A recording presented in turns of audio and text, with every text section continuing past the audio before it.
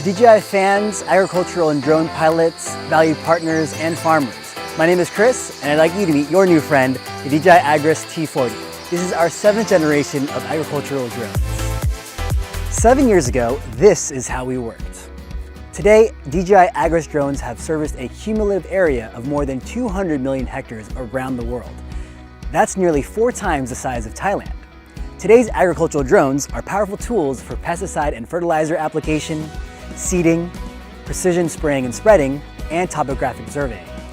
To understand the versatility of agricultural drones, a good place to start is crop protection. The food that we eat every day, the clothes you wear, and the raw materials used in factories all over the world all depend on crops. Now, to ensure their healthy growth, a variety of tools and methods have been developed to protect them. Let's take a look. Farmers who cultivate on hilly, scattered terrain often rely on backpack sprayers, which are often unreliable, inefficient, and labor-intensive. Now, large swaths of flatland are best suited for machine-assisted cultivation. The most commonly used ones are self-propelled crop protection machines. Now, as you can see, they are very large and much more efficient than manual labor. But they aren't a perfect solution. First of all, they can't be used with most crops in their later stages of growth, such as corn, sorghum, and sugarcane. Not unless they were this tall. In flooded soil like rice fields, the sheer weight of these machines will sink them into the mud. Finally, they consume a lot of fuel and generate a lot of harmful exhaust.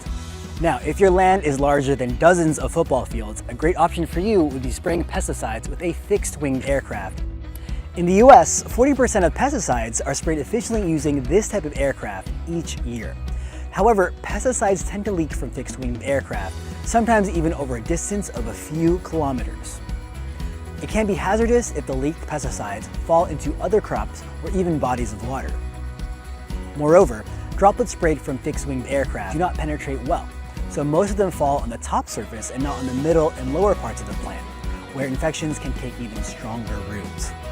The aircraft are also unable to completely cover all parts of any given field. With the development of the technology, more and more people are turning to a new type of tool, multi-rotor drones. These type of battery-carried aircraft can efficiently fly and hover to spray efficiently over any type of crop, regardless of height or size. And the best thing about that is they can be particularly useful in places that are really challenging, where manual labor, fixed-wing aircraft, and large machines can struggle, such as steep hillsides and terrain like this. To demonstrate, we're going to take the T40 into dry fields, rice paddies, and hilly terrain to see just how it can perform in this wide range of agricultural environments. Now, behind me is a rice field. Planting and growing rice is a challenging, complex process that involves seedling cultivation, transplantation, pesticide spraying, and fertilizer spreading. Now, which of these steps can the T40 assist in? Believe it or not, all of them. Agricultural drones can be used to spread seeds directly into the fields, which simplifies seedling cultivation and transplantation in one go. In the early stages, fertilizers may be spread in the fields using on-ground machines, but to do so in the more mature phases will definitely crush the crops. Farmers usually spread fertilizers by hand, but that is labor-intensive and produces inconsistent results. Agricultural drones do so from the air, which is fast and efficient. An AGRAS T40 can spread 8 to 10 tons of fertilizer per day, which is more than 10 times more productive than manual labor. Agricultural drones are also not limited by terrain, such as flooded rice fields. By using them to spread feed, farmers no longer need to take their boats out to feed their fish or shrimp. The drones spread their payload evenly, saving on feed and producing a greater yield. We've just been to a rice field, so what about crops like corn, soybean, and wheat? Can farmers of these dry field crops benefit from the T40? Corn, for example, requires weeding, spraying of fungicides and pesticides, and pulling of stems and leaves. And in the rainy seasons like right now, heavy on-ground machines can heavily sink into the mud, causing enormous problems. Since agricultural drones operate from above, muddy, uneven terrain is never an issue. The aerial advantage also means height is never a problem. At a height of up to 3 meters, farmers either do their best to deal with spraying and spreading mature corn crops, or simply give up altogether.